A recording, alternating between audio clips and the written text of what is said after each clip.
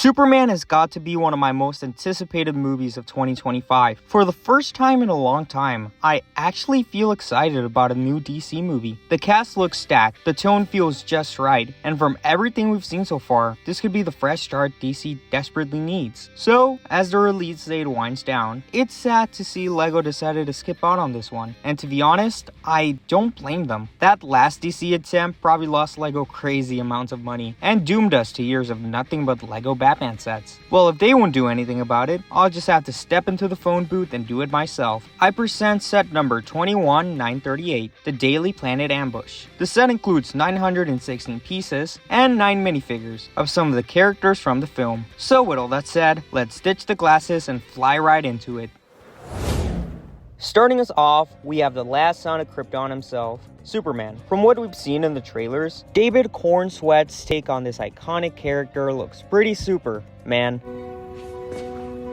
Say that again? Jokes aside, I'm actually pretty excited to see his take on the Blue Boy Scout. Mostly because I never really was a huge fan of Henry Cavill's take on the character. I won't get too much into it here, mostly because I'm not trying to get publicly executed today, but I prefer my soups to be less brooding and more hopeful, you know? Rant aside, Kal-El would use dual molded legs, with some printing for his boots and trunks, as well as some simple arm printing for the lines throughout his suit, and the existing cape piece. This along with a smirking expression, and an alternate, more stern expression, with some glowing red eyes to represent his heat vision, and the dog strainer hairpiece to tie the whole figure together, making for probably one of the best figures I made for the set. Next up, we have some random dude. Jokes aside, I've always loved the duality of Clark, and I'm glad to see them leaning into that in the trailers. You can clearly tell the difference between Clark compared to Superman, and I'm all for it. He would use blank legs, and would have a happy expression, as well as an alternate, scared expression, to fit Clark's more sheepish nature, using the J hairpiece from the Lego Ninjago movie to represent his messy hair. In the end, I'm just proud of how he came out looking.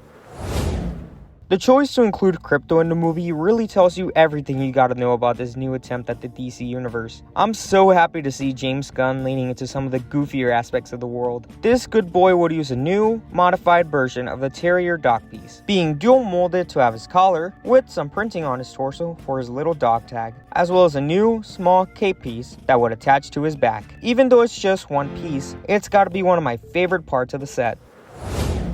Next up is Lois Lane, and so far, I'm loving Rachel Brosnahan's take on the character. She's just got that energy and fire within some of the more recent adaptations of Lois have been missing. Also, her chemistry with Superman is on point. Happy to see a Lois and Clark who actually look like they like being together. She would use blank legs, with some dual molded arms to represent her sleeves. This along with a happy expression and an alternate angrier expression, using the mid-length hairpiece to represent her flowing hair. Kinda simple, but I like the way she turned out looking. Then there's Jimmy Olsen. We haven't seen much of him from the trailers, but from the quick glimpses we've seen, he looks perfect. The casting is on point, and I'm excited to see him in live action again, especially after the total disrespect that was his last appearance. He would use blank legs, and would have a smiling expression, as well as an alternate, scared expression, using the zombie businessman hair to represent his slick back look, overall bringing the whole figure together.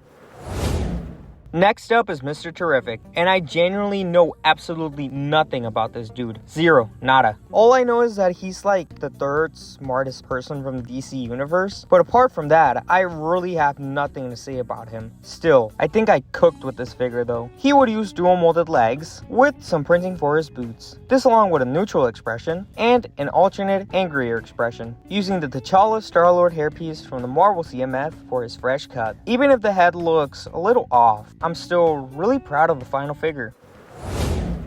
Then there's the daddy cop himself, Guy Gardner. I am a huge fan of the rookie, so I'm really happy to see Nathan Fillion show up in anything. And him as Guy Gardner is just hilarious casting. I do agree that the haircut is a bit much though. That what? That what should be what? Like Mr. Terrific, he would use dual molded legs, with some printing to represent his boots. This along with a smirking expression and an alternate neutral expression, as well as the bowl cut hairpiece to represent that horrific cut, using the existing giant handpiece to represent his Green Lantern powers as his accessory. Overall, I think I did an amazing job capturing Nathan Fillion's likeness in Lego form. Man, Maxwell Lord's superhero team really has it all. From the third smartest man alive, a Green Lantern, and even a Hawk too, huh? Jokes aside, I'm pretty excited to see what Hawkgirl does in the film. Isabella Merced is an amazing actress, and I'm happy to see her thrown in the mix. Like her fellow Justice Gang members, she would use dual-molded legs, with printing for her boots, and dual-molded arms to represent her sleeves. This along with a neutral expression and an alternate, happier expression, as well as a new, modified, dual-molded Wolverine cowpiece, with her hair flowing from the back, as there wasn't really an existing piece to accurately represent her helmet. Finally, she would use the existing Vulture Wing neck attachment piece and mace piece as her accessories. Don't have anything else to say about this, I just really like the way the figure looks. For the last figure of the set, we have the generational hater himself, Lex Luthor. From what we've seen in the trailers, I can't wait to see Nicholas Holt's Lex Luthor. He's emanating pure, unconcentrated hate from every frame he's in, and I love it. This version looks way more like the cold, calculating mastermind from the comics we all know, and maybe not love, but appreciate. Your obsession with me is getting a little creepy. He would use blank legs, with some matching hip and torso printing for his suit. This along with an annoyed expression, and the existing crystal rock piece in trans green to represent kryptonite as his accessory. In the end, I'm just proud of how he came out looking. Now that we're done with the figures, I think it's finally time we cover the actual set.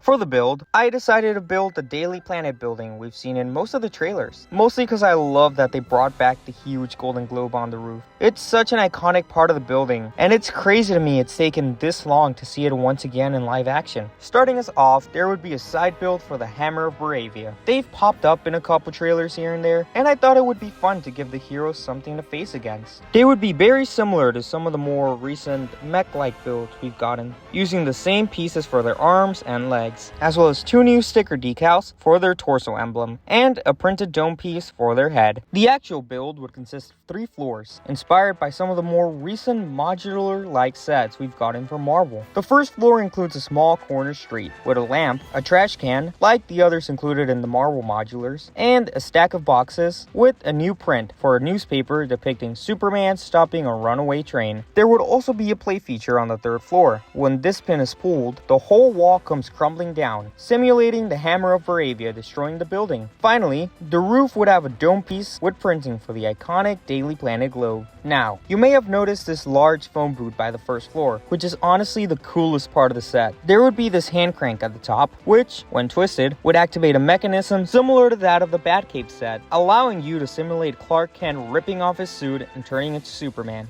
and vice versa. That little animation took 6 hours of my life to render, so I hope you enjoyed it. Taking a look at the inside of the build, it would have a hollow back, allowing for easy access to the inside of the set. The first floor would be the lobby, with a couple of seats for a waiting area, and a security guard desk, with a coffee mug, existing keyboard print, and a new sticker decal for the monitor. Moving up, there would be the reporter's room, with some desks for Jimmy and Clark, using the same desktop and keyboard designs as downstairs, as well as the same train newspaper from outside hung on the wall, and another new sticker decal for a TV news report, with an Easter egg to everyone's favorite Dark Knight. Finally, the 3rd floor would be the printer room, which, as the name suggests, would have a printer on the right. This along with a stack of boxes, and another new print for a newspaper, reporting on the Hammer of Boravia's recent attack. Also, I forgot to mention this, but the set would be in the same vein as the modular line, allowing you to detach the different floors to rearrange them to fit your needs. This was probably the easiest set I've designed so far, which is crazy to me, because this is probably one of my favorite things I have ever made for the channel. Everything from the figures to the builds, and even the play features just come together to make for an amazing playset.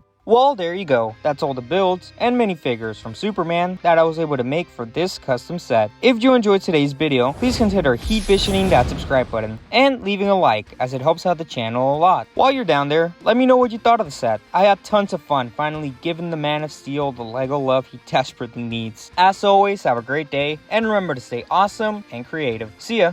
And hey, if you're interested in superhero properties, consider checking out the videos listed on screen right now. On your left, you can find my video based on the blast that is Deadpool and Wolverine. If you're more of a gamer, on the right, you can find my Marvel Rivals video. As always, take care, and I'll see you fellow LEGO enjoyers next time.